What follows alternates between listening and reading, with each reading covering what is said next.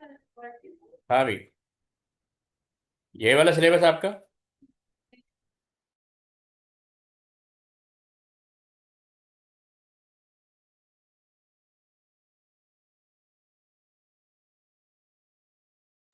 हाँ भाई, यही सिलेबस है आपका। हाँ जी, हाँ जी। हेलो। हाँ जी, यही है। ठीक है। देखो, सबसे पहले हम अकाउंटिंग की डेफिनेशन पढ़ेंगे, ठीक है। ये लिखा हुआ है, accounting in account refer to the systematic process of recording, classifying, summarising and interpreting financial transaction of a business और इंडिविजुअल। तो सबसे इंपॉर्टेंट होता है फाइनेंशियल ट्रांजेक्शन्स। अभी बिजनेस के बारे में कुछ आइडिया है, बिजनेस कैसे चलता है? नहीं। हाँ देखो जी, जैसे हम जाते हैं किसी शॉप पे जाते हैं, तो वहां पे हम क्या करते हैं, परचेज करते हैं या सेल करते हैं? आप एज ए कस्टमर जाते हैं, ठीक है, तो आप क्या करते हैं, परचेज करते हैं, ठीक है। आप क्या करते हैं, परचेज करते हैं, और जो शॉपकीपर होता है वो सेल करता है ना। जी जी। हाँ जी, हाँ जी, तो इतना ही होता एक, है। हाँ, सेलर जो है वो सेल करता है, परचेजर यानी जी कस्टमर जो है वो परचेज करता है। अब ये जो जी। एक्टिविटी हो रही है ना, इस, अब परचेजर ने कोई आइटम परचेज किया, फर्ज कर लो कुछ, एक केक परचेज किया, ठीक है। तो अब केक के अगेंस्ट उसने क्या दिया, परचेजर ने सेलर को क्या दिया, परचेजर ने केक रिसीव किया और सेलर ने क्या रिसीव किया, बताओगे?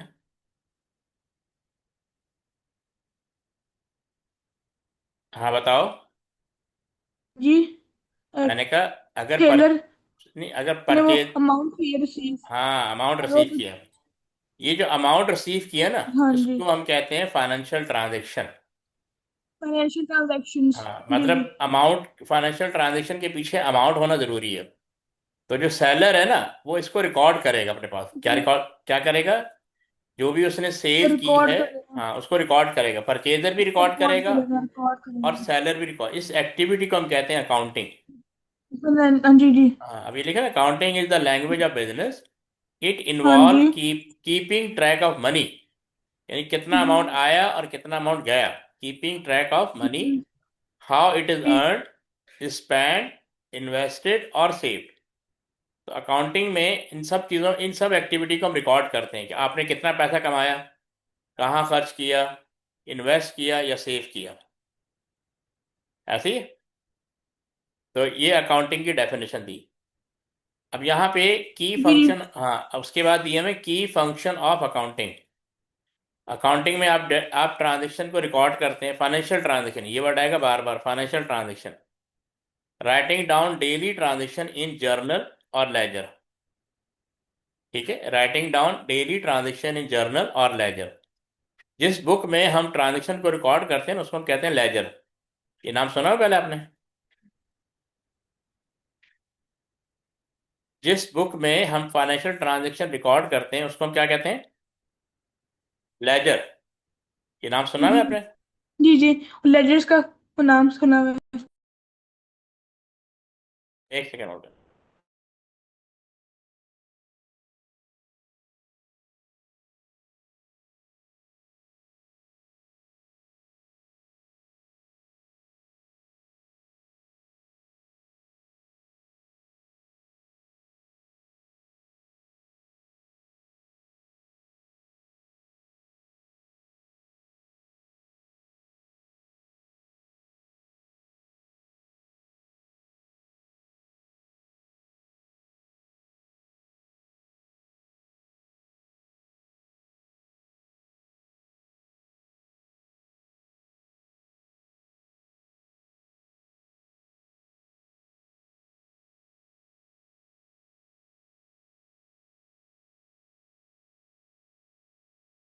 अच्छा,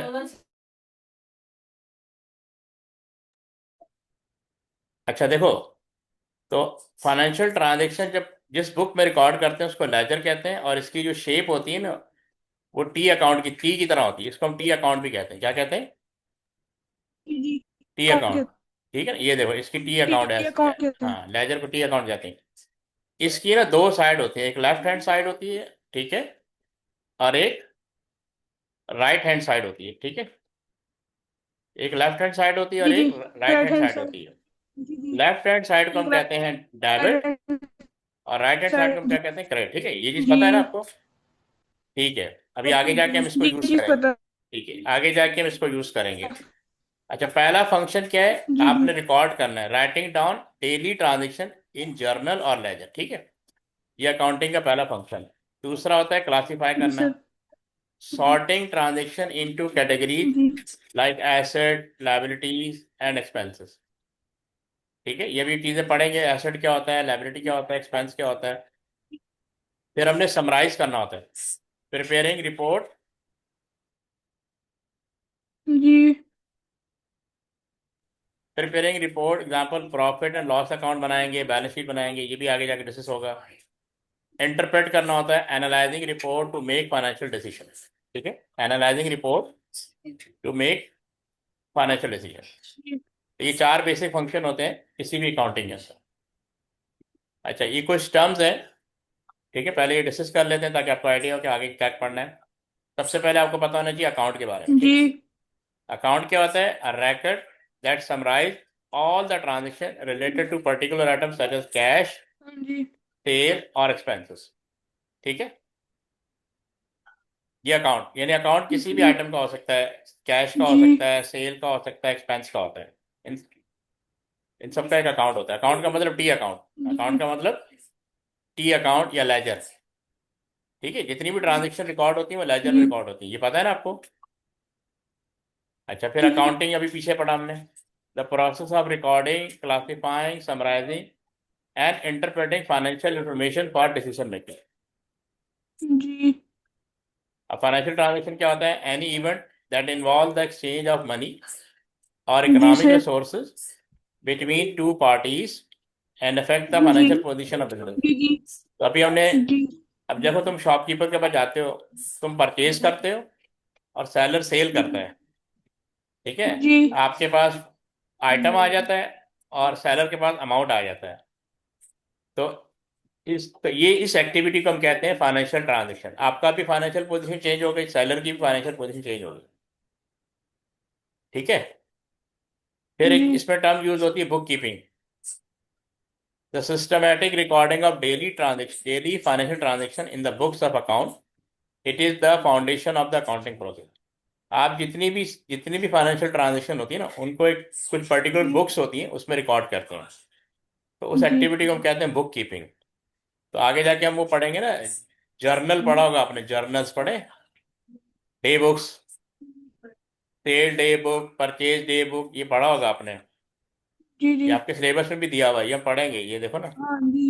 ये ये डे बुक्स ये लिखा हुआ है, डे बुक्स। जी जी। हाँ जी हाँ जी। ठीक है ना, ये हम आगे जाके पढ़ेंगे। जी जी तो आपकी जितनी भी ट्रांजेक्शन होती हैं, they are recorded in books, day sale day book, जी परचेज डे बुक। अच्छा, जी फिर जी लेजर, टी अकाउंट अभी आपको मैंने बताया था, लेजर जी जी जी द जी। हाँ प्रिंसिपल जी book containing all account where जी transaction are posted from journals. जी जी जी अब ये सीक्वेंस बताऊंगा कि जर्नल से लेजर बनता है, ठीक है। अ टी जी account is a visual representation with debit and credit side, ये हम ऑलरेडी पढ़ चुके हैं। जी। हाँ जी फिर एक बुक आती है जनरल जर्नल। सबसे ज्यादा यूज अभी हम लर्निंग के लिए कौन सी ट्रांजेक्शन डेबिट करनी है, कौन सी क्रेडिट करनी है, हम जनरल जर्नल को यूज करेंगे। हाँ जी। Journal the original book journal. Of entry where all financial transaction are first recorded in chronological order before being posted to ledger account. Chronological order का मतलब होता है कि सीक्वेंस में, जिस सीक्वेंस में ट्रांजेक्शन इनकर्ड हो रही है उसी सीक्वेंस से आपने इसको रिकॉर्ड कर लेना। जी अच्छा, ये थी बेसिक टर्म्स। फिर है टाइप्स ऑफ अकाउंटिंग, ये रेलिवेंट नहीं है लेकिन जस्ट आपको बता रहा हूँ।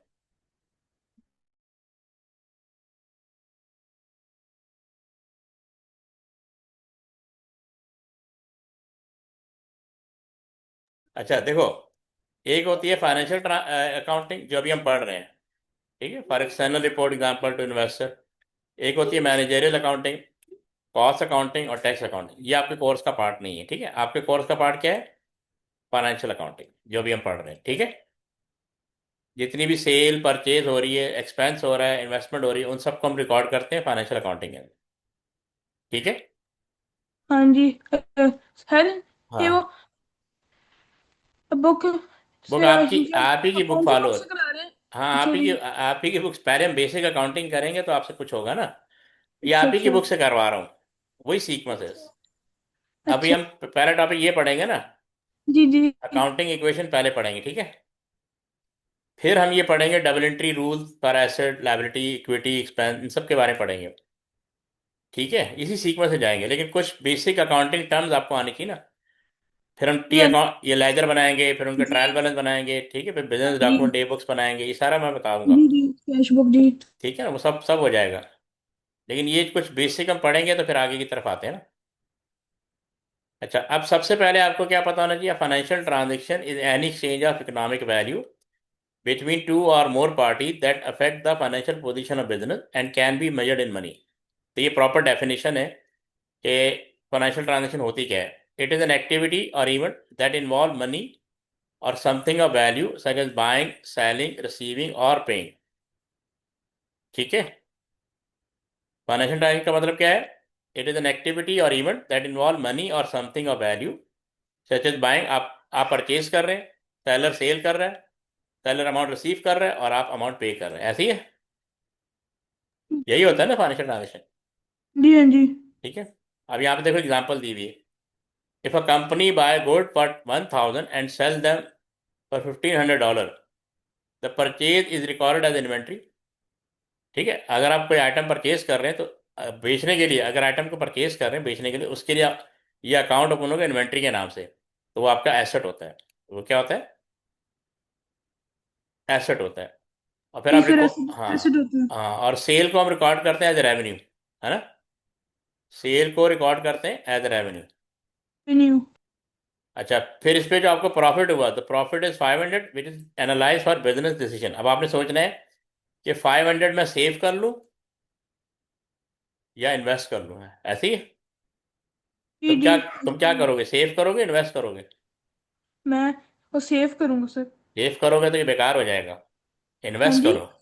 हाँ फाइव, जी अगर तुम इन्वेस्ट। 500 सेव करोगे ना तो तुम्हें सोचना है 500 पूरा इन्वेस्ट करो। सबसे बेस्ट अप्रोच है कि पैसा इन्वेस्ट करो, क्योंकि 500 कल को 5000 हो जाएगा अगर इन्वेस्ट करोगे। फिर 5000 इन्वेस्ट करोगे तो 50,000 हो जाएगा, डिपेंड ऑन बिजनेस चलता है कि नहीं चलता। ठीक है ना। बेस्ट अप्रोच ये है कि आप पैसा कम से कम सेव करें और ज़्यादा से ज़्यादा इन्वेस्ट करें। इसीलिए which is analyse for business decision. अब एनालाइज करेंगे, स्टडी करेंगे कि हमें $500 का या $5000 का या 50,000 का क्या करना है, सेव करें या इन्वेस्ट करें। बेस्ट अप्रोच ये है कि आप इन्वेस्ट करें। ठीक है। जी। अच्छा, अब मुझे बताओ हाँ अकाउंट्स में जी। कितने कितने आइटम होते हैं, कितने अकाउंट होते हैं अकाउंटिंग के अंदर। अकाउंटिंग के अंदर अ, हम्म, सबसे पहला आइटम, पहला अकाउंट बताओ कौन सा होता है। पहला अकाउंट होता है एसेट। एसेट होता है। हाँ। दूसरा। और क्रेडिट। नहीं, कैपिटल। चलो कैपिटल लिख देते हैं। हाँ जी। ठीक है, तीसरा। लाइबिलिटी। ठीक है, गुड, लाइबिलिटी। और चौथा। चौथा है चौथा एक्सपेंस। एक्सपेंस। और पांचवा।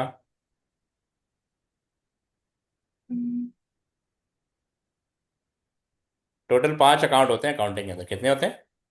पांच। पांच। पांचवा होता है रेवेन्यू। अच्छा रेवेन्यू। हाँ, ये याद रखना, जो कुछ भी होता है, बस ये 5 अकाउंट होते हैं पूरी अकाउंटिंग के अंदर। ठीक है। जी। हाँ जी एस सर। अच्छा, एसेट दो कैटेगरी के होते हैं, याद है कौन कौन से होते हैं।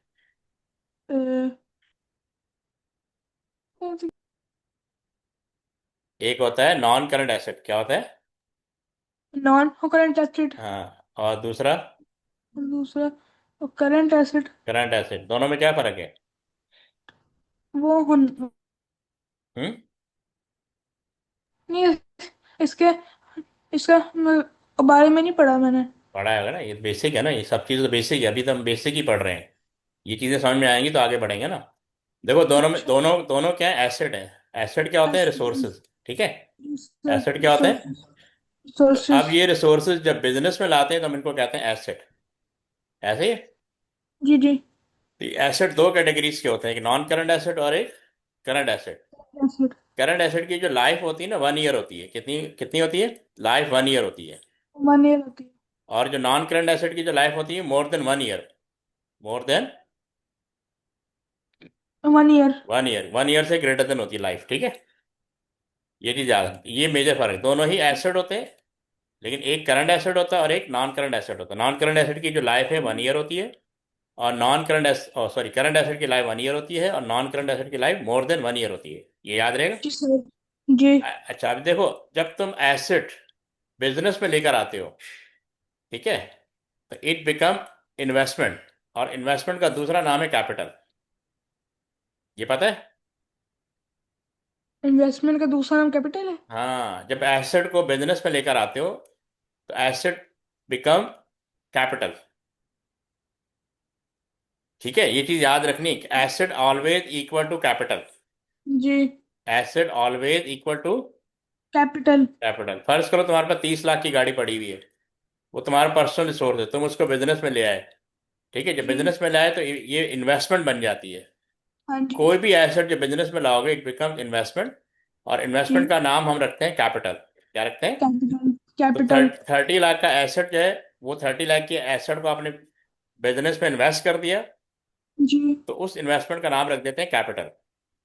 तो दो अच्छा जी। दो अकाउंट ओपन होंगे, एक एसेट का अकाउंट ओपन होगा और कैपिटल का अकाउंट ओपन होगा। तो जी। एसेट हमेशा इक्वल होगा कैपिटल के। अच्छा ऐसे ही जी। है। हाँ अच्छा, जी।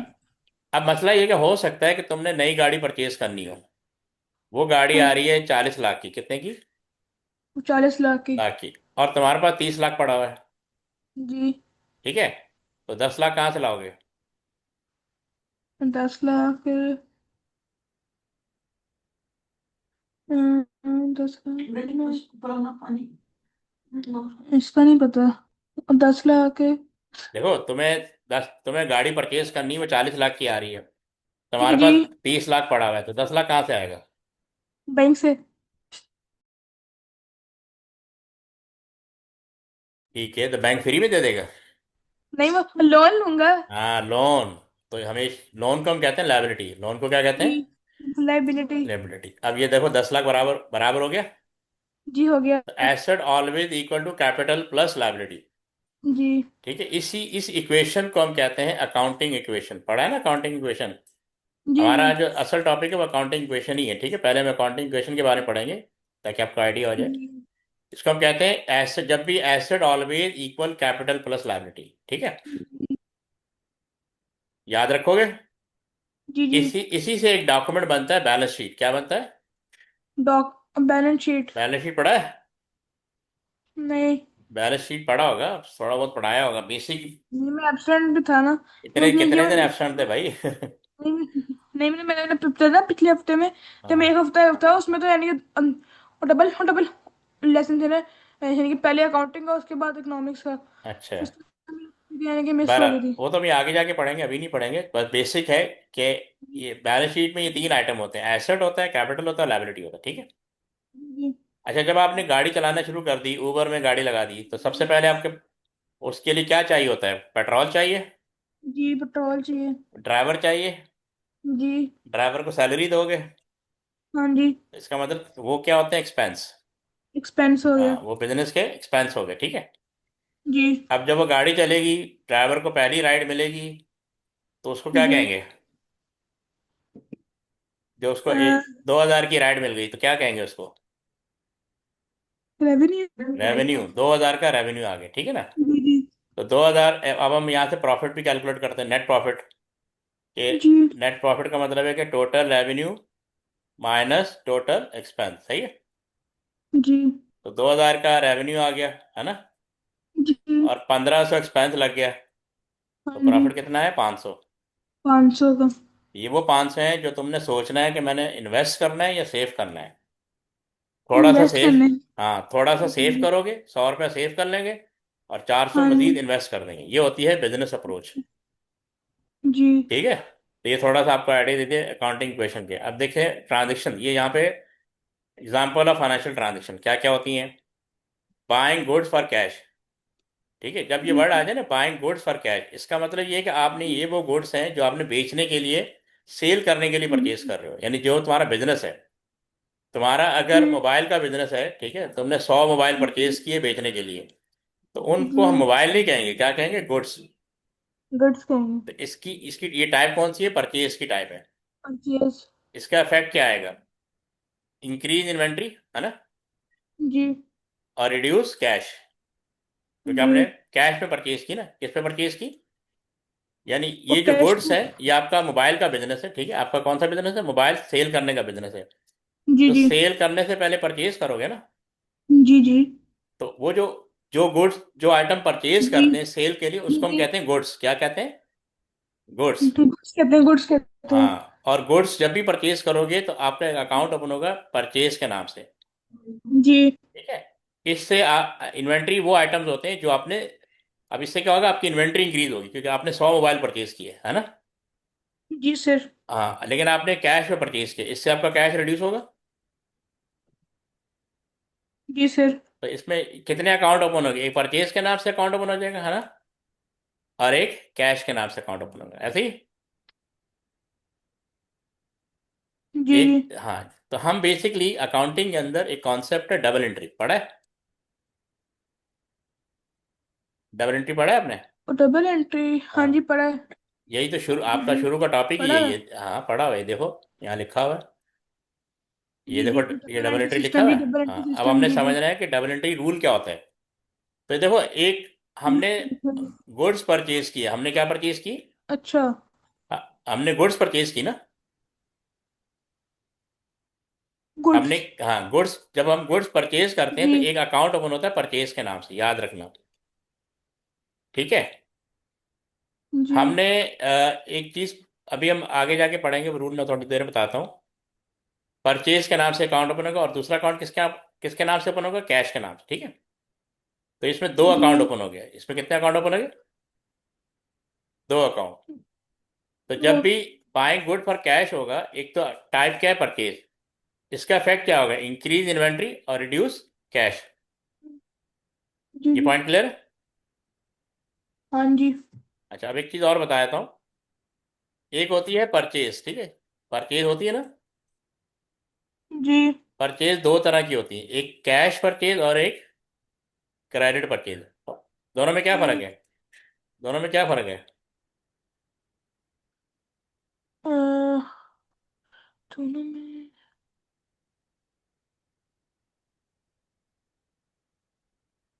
बताओ। कभी कभी कैश परचेज किए तुमने, कभी किसी शॉप से परचेज किए, हाँ जी किए। तो पैसे देते हो सामान या किए। पैसे देते हो या उधार पे लेते हो। और पैसे को देता हूँ। तो तुमने कैश परचेज की ना, क्या कौन सी की, और कैश अगर परचेज। शॉपकीपर तुम्हें गुड्स बगैर पैसे दे दे, जी। तो हम कहते हैं उधार। हाँ जी उधार तो इस कहते हैं। तो इंग्लिश में कहते हैं क्रेडिट। तो आपने क्रेडिट पे अच्छा। परचेज की, समझ आई। ओके ओके, हाँ जी समझ देखो, आ गया। परचेज की दो ही नेचर है, या तो तुम कैश पे परचेज करोगे या जी तुम क्रेडिट पे परचेज करोगे। क्योंकि जी। शॉपकीपर तुम्हें जानता है, इसलिए उसने हाँ आपको जी उधार दे दिया, ऐसी है ना। जब जानता नहीं होगा तो आपको उधार जी नहीं देगा वो। उस उधार को हम जी कहते हैं क्रेडिट, कि आपने क्रेडिट पे परचेज की। ये पॉइंट क्लियर है, जी सर। ठीक है। तो अब इसकी अपनी हाँ नेचर है जी और इसकी अपनी नेचर है, ठीक है। अभी हम इस पर डिस्कस करते हैं जी कि सर। इसको रिकॉर्ड कैसे करेंगे। अच्छा, इसी तरह सेल, अब सेलर जो है वो सेल कर रहा है ना। तो सेल भी दो जी नेचर होती है, एक कैश सेल होती है और एक क्रेडिट सेल। अब देखो, जी तुमने अगर कैश परचेज किए तो सेलर ने कैश सेल की ना।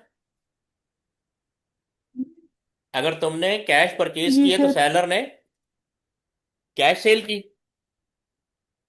जी ऐसी ही है ना। जी जी और अगर तुमने उधार पे परचेज की, क्रेडिट जी परचेज की, तो सेलर के लिए क्या है, क्रेडिट सेल। यही हो रहा है ना, जी। सेलर सेल करता है और हाँ परचेजर जी परचेज करता है। तो सेलर अगर कैश पे सेल कर रहा है, इसका मतलब तुमने कैश पे परचेज की, सेलर अगर क्रेडिट पे सेल कर रहा है, इसका मतलब तुमने क्रेडिट पे परचेज किया है। ये कॉन्सेप्ट समझ में आ रहा है? बोलो। जी जी। ये कॉन्सेप्ट हाँ समझ में जी, हाँ आया? जी, समझ आ। ठीक है ना, ये याद जी। यानी दो ही तरह की सेल होती है, एक कैश सेल होती है और एक क्रेडिट सेल। क्रेडिट सेल का मतलब वो उधार पे सेल कर रहा है, यानी पैसे नहीं ले रहा, बाद में पैसे लेगा। तो आपके लिए जी क्रेडिट परचेज हो जाएगी, ठीक है, बायर के लिए क्रेडिट परचेज हो जाएगी। अगर वो क्रेडिट सेल हो रही है तो आपकी तरफ क्रेडिट परचेज हो रही है। जी। ठीक है। अच्छा, अब ये जो ट्रांजेक्शन होती है इनको हम कहाँ रिकॉर्ड करते हैं, मैंने क्या बताया था आपको? हम इनको करते हैं, ट्रांजैक्शन को रिकॉर्ड करते हैं। किस बुक में रिकॉर्ड करते हैं? और जनरल लेजर, लेजर में। लेजर में लेजर। करते हैं। लेजर को क्या कहते हैं? T account. क्या कहते हैं? T accounts, T accounts. T account की कितनी कितनी साइड होती है? दो साइड होती है ना, एक लेफ्ट हैंड साइड होती दो है ना। साइड होती है, एक लेफ्ट हैंड, और राइट लेफ्ट हैंड साइड होती है। लेफ्ट हैंड साइड को हम डेबिट कहते हैं, जी। और राइट हैंड साइड को हम और क्या कहते इसको हैं?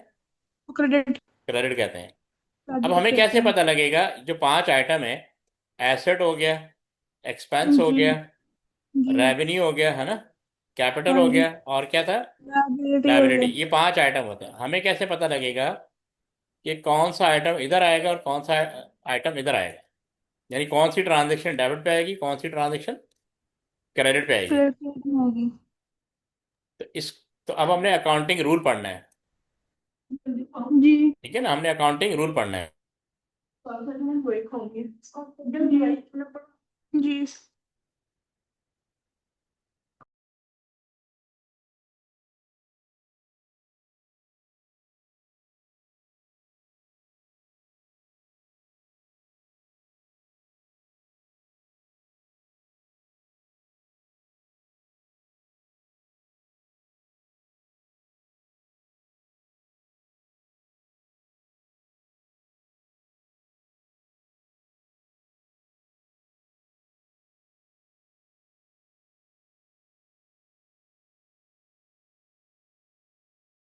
ठीक है, ये पॉइंट समझ में आ गया?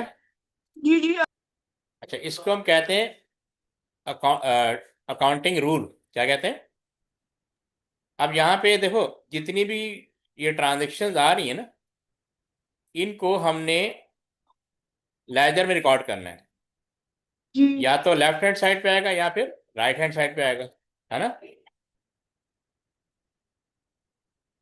अब यहाँ पे पढ़ लो। A ledger is a book or digital record used in ji. Ji. accounting to keep detailed and ji. organize the record of all financial transaction business sorted by account। जी। जी। ये इसकी डेफिनेशन लेजर की। A ledger shows what has spent, earned, owed or owned in each category like cash, inventory, sale, expense over time। ठीक है, ये laser की activity function दे दिया।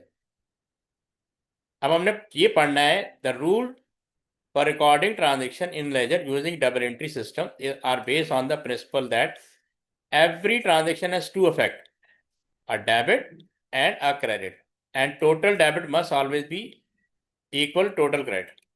यानी हर debit transaction को इक्वल होना है क्रेडिट ट्रांजेक्शन। ये पॉइंट क्लियर है? इस प्रिंसिपल को जी। हम कहते हैं डबल एंट्री। क्या कहते हैं? Double entry. दुनिया के जितने बिजनेस चल रहे हैं वो डबल एंट्री पे चल रहे हैं। यानी आपने टू साइड इफेक्ट देना है। For every debit entry, there must be an equal and corresponding credit entry। ठीक है। जी। अब ये देखो, जी। आपको मैंने कितने अकाउंट बताए थे? पांच बताए थे ना। जी। जी, 5 पैसे थे। एसेट, लाइबिलिटी, जी। कैपिटल, इनकम या रेवेन्यू, एक्सपेंस या लॉसेस। जी। जी। आप सुनो, अच्छा जी। एसेट जब भी इंक्रीज होगा, एसेट जब भी जब भी, इंक्रीज है। तो आपने उसको डेबिट साइड पे रिकॉर्ड करना। ये जी। रूल याद रखो।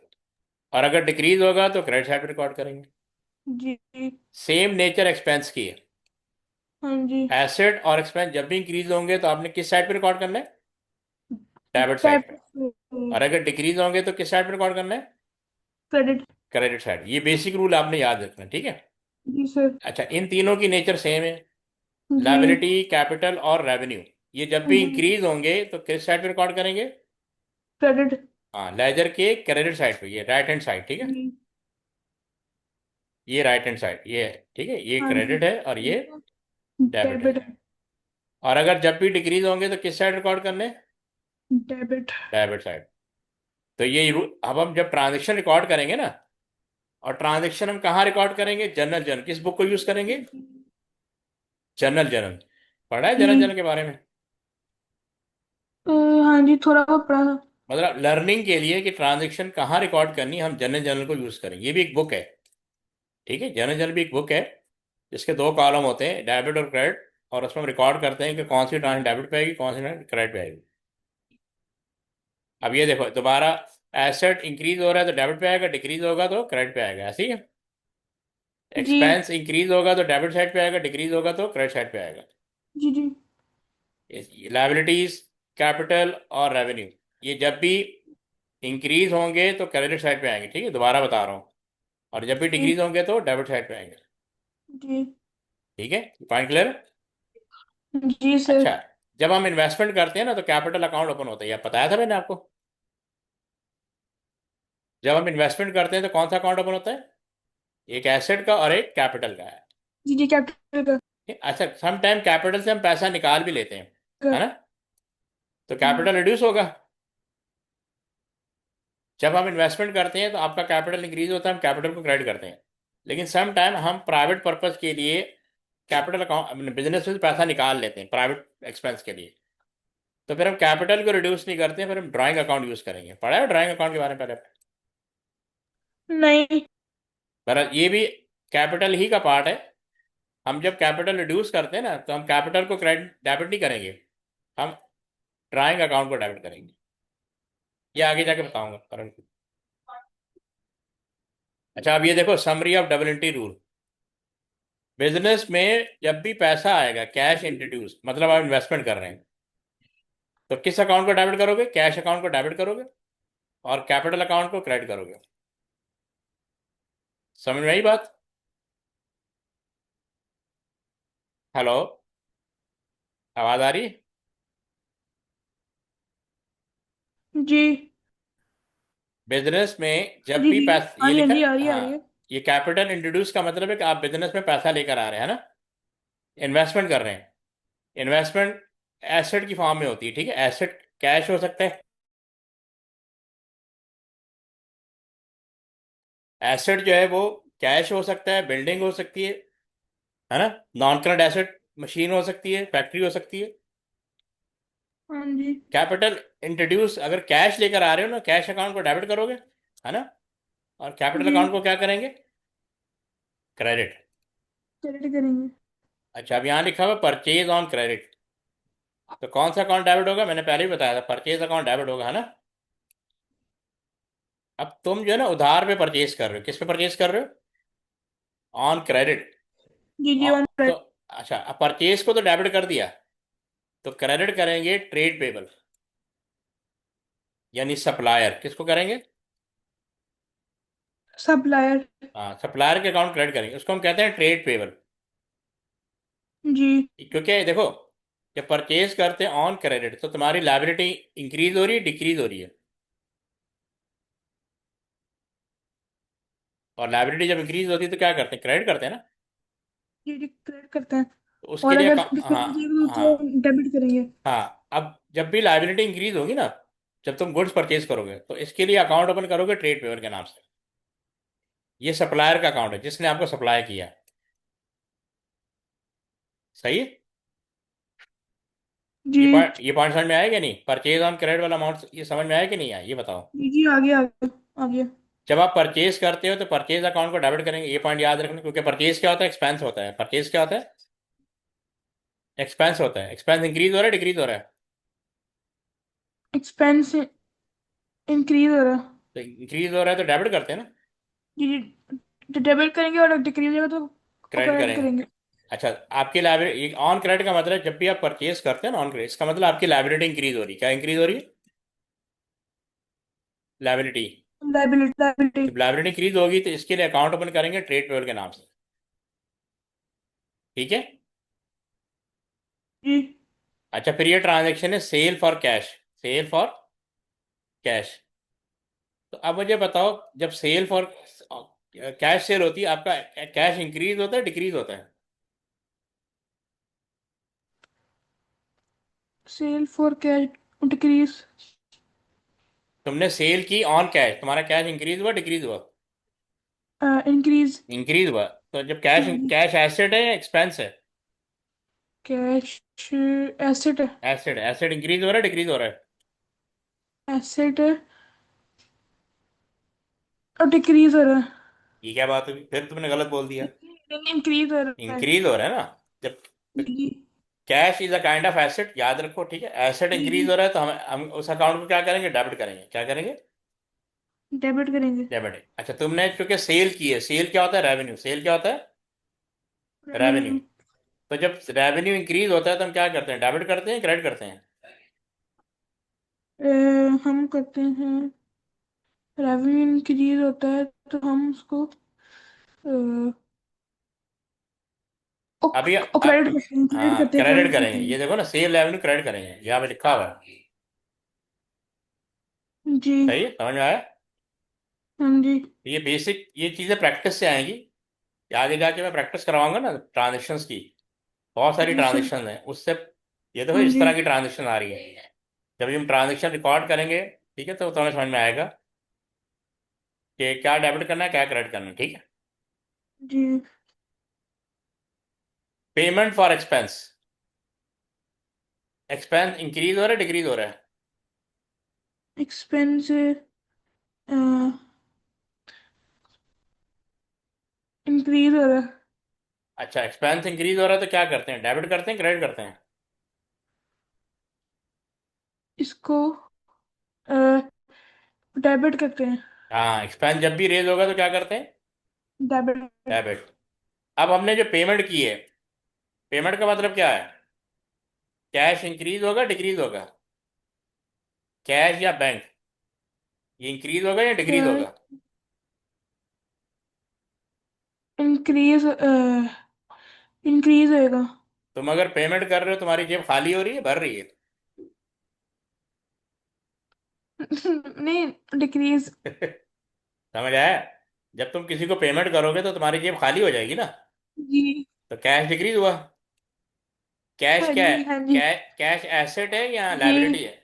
ये बताओ, कैश एसेट है या लायबिलिटी है?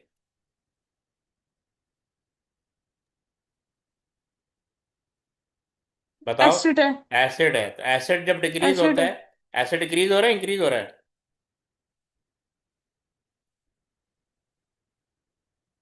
एसेट इंक्रीज हो रहा है डिक्रीज हो रहा है, ये बताओ। सर एसेट डिक्रीज हो रहा है। तो एसेट डिक्रीज होता है तो डेबिट करते हैं क्रेडिट करते हैं? और क्रेडिट करते हैं, क्रेडिट। हाँ, ये देखो हमने क्रेडिट किया हुआ है, सही है। समझ आ गया? अच्छा, अब ये देखो, payment to supplier. Payment to supplier. जब तुम पेमेंट को सप्लायर को पेमेंट करोगे तो दो अकाउंट ओपन होंगे, एक कैश का और एक ट्रेड पेबल का। अच्छा, जब हम सप्लायर को पेमेंट करते हैं तो हमारी लायबिलिटी इंक्रीज होती है डिक्रीज होती है? ट्रेड पेबल का मतलब है लायबिलिटी, है ना। जब हम सप्लायर को पेमेंट करते हैं, हेलो आवाज आ रही?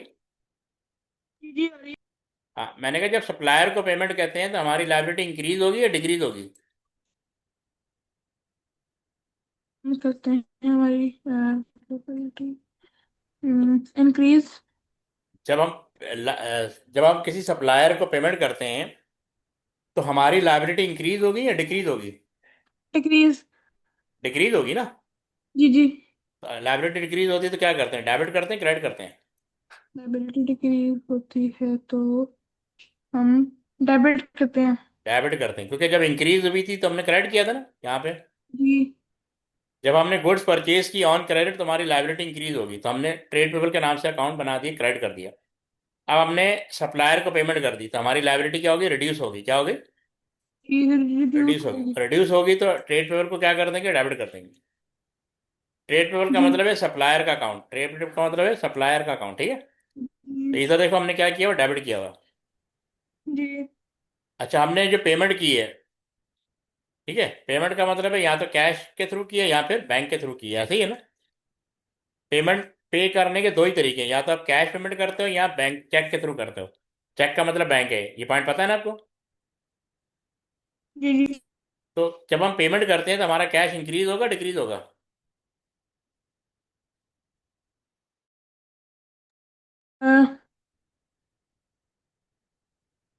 डिक्रीज होएगा। डिक्रीज। तो कैश एसेट है लायबिलिटी है। एसेट है। एसेट डिक्रीज हो रहा है ना। एसेट हम्म, डिक्रीज होता है तो क्या करते हैं, क्रेडिट करते हैं डेबिट करते हैं।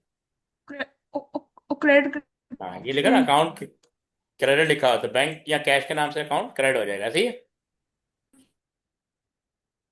अच्छा यहाँ लिखा हुआ रिसीट फ्रॉम कस्टमर, यानी जब कस्टमर से पैसा आता है तो ये वो कस्टमर है जिसको हमने उधार पे सेल की थी। ठीक है, ये वो कस्टमर है जिसको हमने उधार पे सेल, अब उसने हमें पैसा दिया, रिसीप्ट। जब भी वर्ड आ जाए ना रिसीप्ट, इसका मतलब है आपका बैंक या कैश ये इंक्रीज होगा। जब इंक्रीज होगा तो हम क्या करेंगे, डेबिट करेंगे, क्या करेंगे। डेबिट। हाँ। अच्छा कस्टमर, ये वो कस्टमर है जिसको अगर किसी कस्टमर को आप उधार पे सेल करें ना, तो उस कस्टमर का नाम होता है ट्रेड रिसीवर। क्या होता है, ट्रेड यानी इसको हम कहते हैं क्रेडिट कस्टमर। क्या कहते हैं, क्रेडिट कस्टमर। क्रेडिट कस्टमर, जिसको ने उधार पे सेल किया, ठीक है, ऑन क्रेडिट सेल किया। तो अब अगर उसने हमें, अच्छा ये ट्रेड रिसीवर भी एसेट होता है, ट्रेड रिसीवर भी क्या होता है, एसेट है। एसेट। क्योंकि हम ये इसलिए हमें फ्यूचर में पैसे देने थे ना, तो ये क्रेडिट कस्टमर हमारा एसेट होता है। तो ये वाला एसेट हमारा रिड्यूस हो रहा है, सही है ना। ये वाला एसेट हमारा रिड्यूस हो रहा है। तो जब एसेट रिड्यूस होते हैं तो क्या करते हैं, क्रेडिट करते हैं। ये पार्ट समझ में आया। जब आपका क्रेडिट कस्टमर आपको पैसे देगा कैश जी की जी। फॉर्म में या चेक की फॉर्म, तो आपका ये एसेट इंक्रीज होता है। क्या होता है, तो एसेट एक इंक्रीज। एसेट इंक्रीज हो रहा है और एक एसेट आपका डिक्रीज हो रहा है, ये वाला एसेट डिक्रीज हो रहा है। तो जब एसेट डिक्रीज होता है तो हम क्रेडिट करते हैं। हाँ जी। ये पॉइंट समझ में आया। फिर से मुझे बताओ, जब जिस कस्टमर को हम क्रेडिट पे सेल करते हैं उसको क्या कहते हैं, उसके अकाउंट को क्या कहते हैं। हाँ, मतलब जिस कस्टमर को हमने उधार पे सेल किए, क्रेडिट पे सेल किए, ठीक है, क्रेडिट सेल की है तो उसके लिए किस नाम से अकाउंट ओपन होगा। क्रेडिट सेल जब की है तो किस नाम से अकाउंट ओपन होगा। जी। उसको हम कहते हैं ट्रेड रिसीवर। क्या कहते हैं, ट्रेड रिसीवर। क्रेडिट। जब भी उधार पे सेल करोगे ना, ट्रेड। हाँ ये ट्रेड रिसीवर जब उधार पे सेल की ना, इसको हम कहते हैं ट्रेड रिसीवर। क्रेडिट कस्टमर का दूसरा नाम क्या है, क्रेडिट ट्रेड कस्टमर का, रिसीवर। हाँ ट्रेड रिसीवर, ये याद रखना। और क्रेडिट परचेज का जी। दूसरा नाम क्या है, क्रेडिट परचेज का दूसरा नाम क्या है। जब भी आप क्रेडिट परचेज करोगे तो ट्रेड पेबल के नाम से अकाउंट ओपन करोगे। बस जी ट्रेड पे। समझ आई, क्योंकि क्रेडिट परचेज का मतलब है आपकी लायबिलिटी इंक्रीज हो रही है तो आप ट्रेड पेबल के नाम से अकाउंट ओपन करोगे। और क्रेडिट सेल का मतलब है आपका एसेट इंक्रीज हो रहा है तो ट्रेड रिसीवर के नाम से अकाउंट ओपन करोगे। ये पॉइंट ध्यान में रहेगा। जी जी। ये आज का लेक्चर समझ में आया।